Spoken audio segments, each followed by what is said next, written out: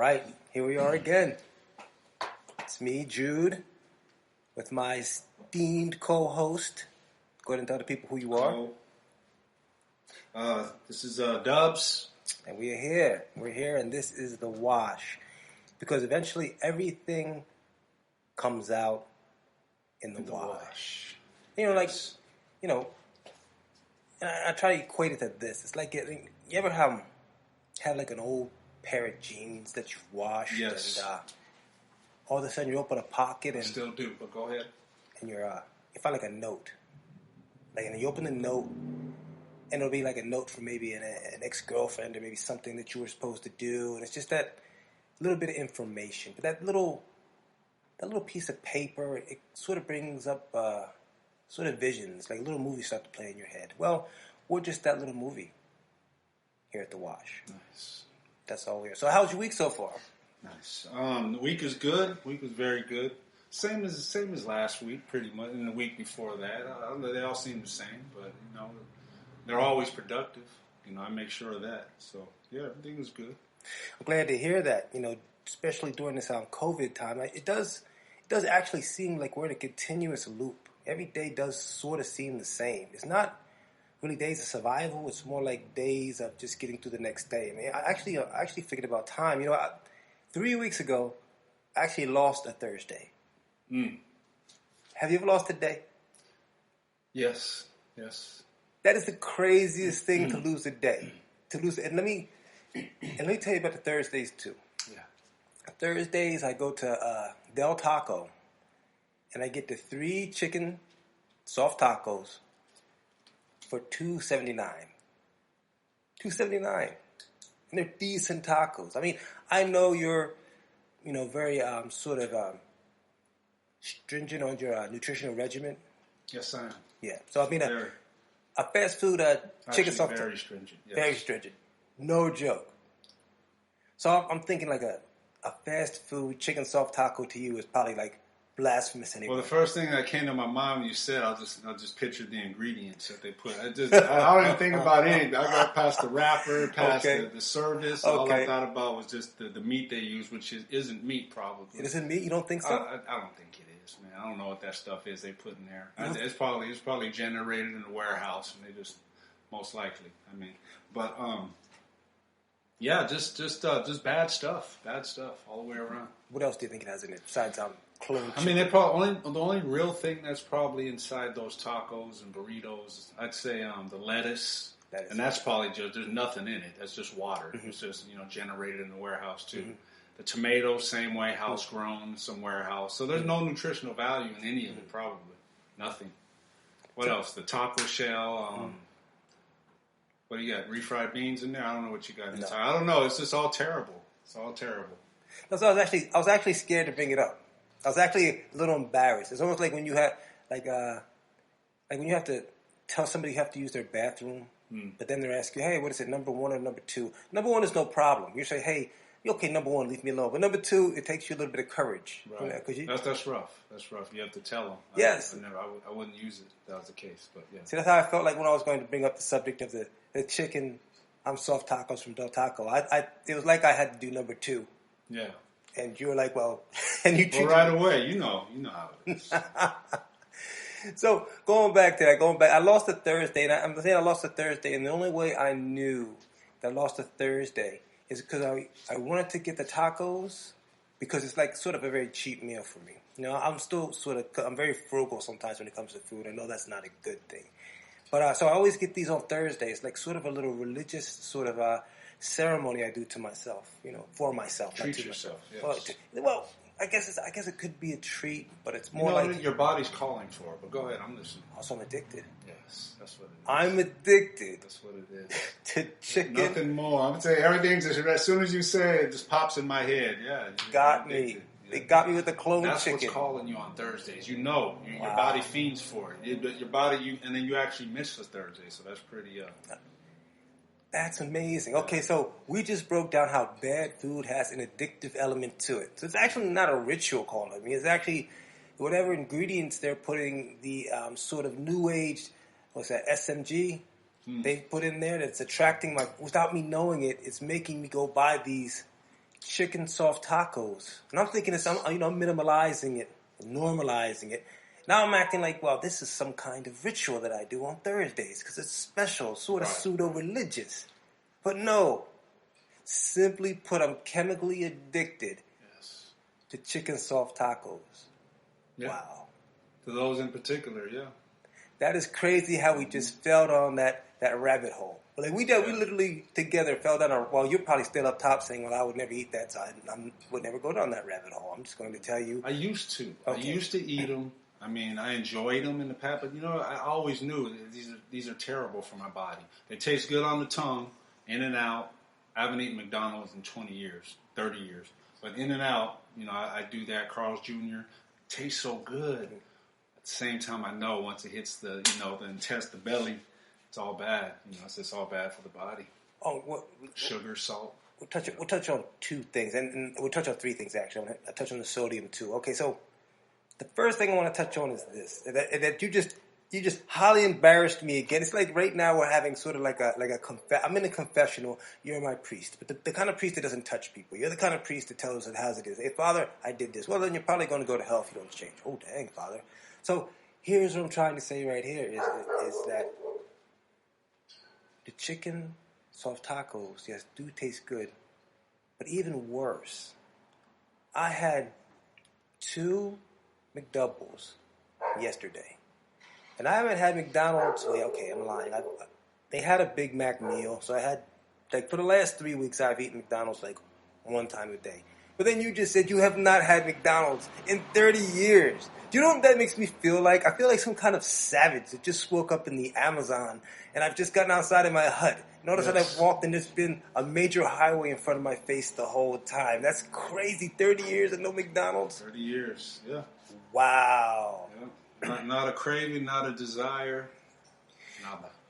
Wow. And just you're addicted to it. I've known you for a long time, so you've given up a lot. You've given up a lot of bad foods that you used to eat in the past. At the same time, like you said, when you treat yourself, that's a continuance. That's what Jay does in Vegas. Every time I talk to Jay, Thursday, Friday comes around, he had a good week of work, treat himself. Oh, I'm not treat myself. But he forgets that he treated himself 3 days ago. You know what I mean? Every time we on the phone, I'm treat myself. Did you just get a full pizza to the head 2 days ago? Oh yeah, I did. So you treat yourself again? Oh, okay, I see. He really loves himself. That's why you're 250 and 5'7". Whoa. You know what I mean? So yeah, it's kind of continuously treating himself. Jay Rock, Jay Slay. It's crazy that you say that. Because I remember there was a time, and you remember this time, and this is when I think around the time when I first moved to California, and I think you actually saw my eating habits. Right. And I would eat like a whole cheesecake in a day. Milk. I had milk. I had gallons of milk. You had to have milk. You went to the liquor store across the street, and you always had a little carton of milk. I forgot about that. Go get my milk, yo. All right, go get your milk, D. Wow. Yeah. And it's been like a year since it's been more than a year since I've actually drank cow's milk. Really? It's been that long? Yeah. You gave it up? Yeah. Oh, wow. Oh, dairy, I've definitely tried to give up dairy. I'll eat cheese sometimes if I'm quote unquote treating myself. Because every once in a while, I still partake of the fast food sin. Yes, I still do that. So I'll go to get like a jumbo jack at Jack in the Box. And I never get cheese. Never. I never get cheese. I mean, when they ask me, would you like cheese on that? There's like a little voice from my intestines to say, you don't need that cheese. It's bad enough what you're doing. Don't eat the cheese. Cheese is so good, though. Tastes so good. Well, it's like the ultimate compliment. Like, do you want cheese? It's like a compliment. Like, that's a very nice suit you're wearing. The ultimate cheeseburger, Jack in the Box. You have to have it. Have you had one? I've only had the jumbo jack with cheese. Never had the ultimate cheeseburger? Never. Oh, my goodness. But I have a feeling that I might have it tonight now. I'm going to quote unquote treat myself when I treated myself yesterday. Treat of treats right there. That's going to really hit you. But that thing on your tongue, oh my god, ultimate cheese. But I haven't had one in 20 years. 20 years. When I did eat them, oh my god, they just melted in your mouth, man. They got 3 different cheese. That's called the ultimate cheeseburger. A couple different slaps of meat. And It's pretty big. I don't know. Maybe I was younger back then. It looked big, but I think they're a pretty good size. It's pretty big. Like food is big now. Big servings of food are big. So you're a cheese person. What's your favorite kind of cheese? Well, I eat cheddar at home. You know, I shop at Vons. I get a big block of cheddar and some good cheddar. Good cheese though, not cheap stuff. I get good, you know, a little more expensive cheese, and you can taste the difference. It's better for you, I believe. They're not using as many chemicals. They try to keep it as as real as possible without the additives. But it just tastes great, man. You pay for quality, man.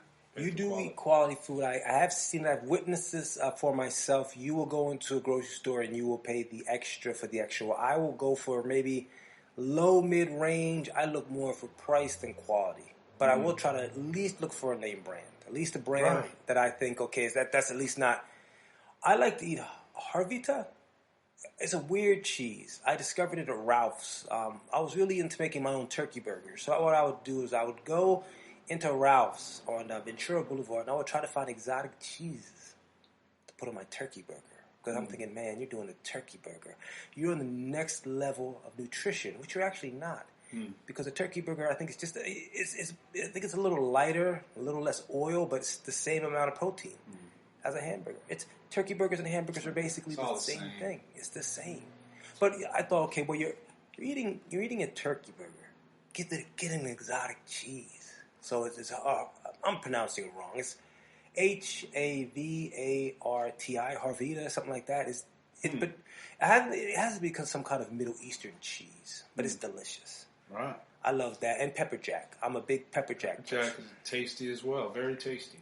Pepper jack is good. A nice sharp cheddar, that is probably one of the most intoxicating cheeses ever. And I like to smell it. They got a cheese shop in Bixby Knolls in Long Beach. And I've never been inside there, but just looking outside, it's like one of those old-fashioned cheese stores that you see like in Germany or France. It has a very European sort of quality to it. But I've never seen anybody in the store. 3 cheese, ultimate cheeseburger. Sell. Yeah, tough sell. Hey, it is hard to sell cheese. Imagine if you had to wake up every morning and you knew that your life depended on selling cheese. Yes.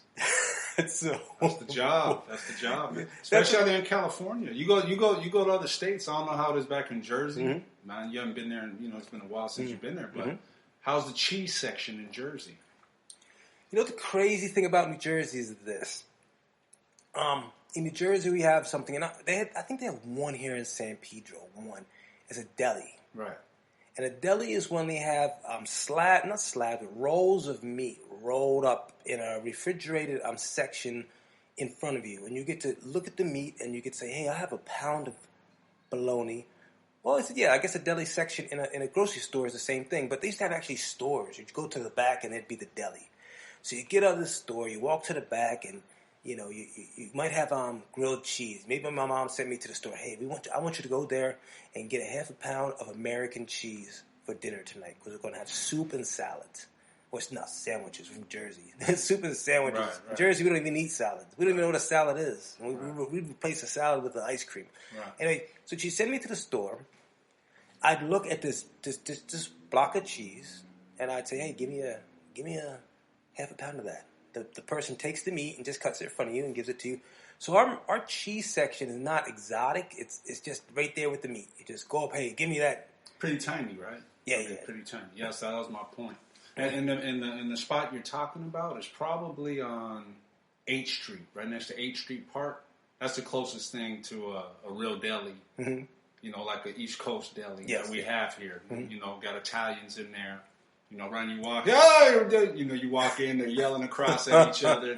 They got all the meats lined up. They got the cheese. That's all it is. It's meat and cheese, the whole place. They're real Italians. I actually trained one of them. Trained one of them? Yeah. He's a straight Italian boy. He works at that deli. So they're like, not the stereotypical sort of mafioso Brooklyn type. No, these are like just family oriented. That's the family business. They're Italian. They're tough. He's buffed out the game. He's a California Italian, but no, they're tough. But they carry that East Coast mentality. Well, Italians are tough people, man. It's like Rocky's one of the more, and Rocky would whoop somebody's ass, but he's one of the nicer Italians. Italians are kind of like Mick. Remember Mickey from Rocky? Yeah. Rocky's brother-in-law, Mick, Rock, Rock. Tough people, man. Tough people. You know, I always try to find flaws because Jay. I brought up Jay earlier. He's half Italian. His dad is Sicilian, but he's always praising the Italians. Oh yeah, screw the Italians, because he's always talking about them. So I'm going against them. But the more I research, the more I look, and the more I see something happening, and usually an Italian doing it. You know, usually an Italian. You know, the best artist, the best pianist, the best man, everything. I mean, just an Italian. Even the fighters, Rocky Marciano, the light heavyweight. What's his name? The Calzaghe. He's from England, but he's Italian. He's English Italian? No, his ethnicity is Italian, but he lived in England, so he's from England. But he's an Italian. So. I've never heard an Italian with an English accent. That got to be amazing. That'd be an amazing experience. Wow, wow, I've never known Calzaghe. Somebody's ethnicity was Italian, but they're actually English or British. Yeah. British Italian. Paul Malignaggi, is that his name? Malignaggi? Paul Malignaggi, I think he'd be Italian. Is he? I think so, with the double G's. Anytime you see a double G. Well, that's the one I was on sparring with the MMA cat. Colin McGregor. McGregor. What are you doing? Hey. What you want to spar with me for? Ireland. Hey, I like the Irish. What you want to spar with me for, you Italian? You want to throw down? You want to talk about cocky? That is the cockiest man I've ever seen in my life. That boy, he walks out grabbing his stuff. He just walks out big strides and grabbing his ball. You know, Yo, that dude will beat you at anything. He'll beat you at checkers. You want to play some checkers with me, you bastard? I play the checkers and I punch you in your face. You want to play checkers? I punch you in your face. Yeah, he's a competitor, man. He's a competitor. I'm happy for his success, man. Like, he's one of these guys, like, sort of from, like, not the streets, but like a hard, like, sort of middle class life in Ireland. Went off. Ireland's tough. Yeah. Ireland's tough. They got streets out there, got gangs. You know, they grow up tough.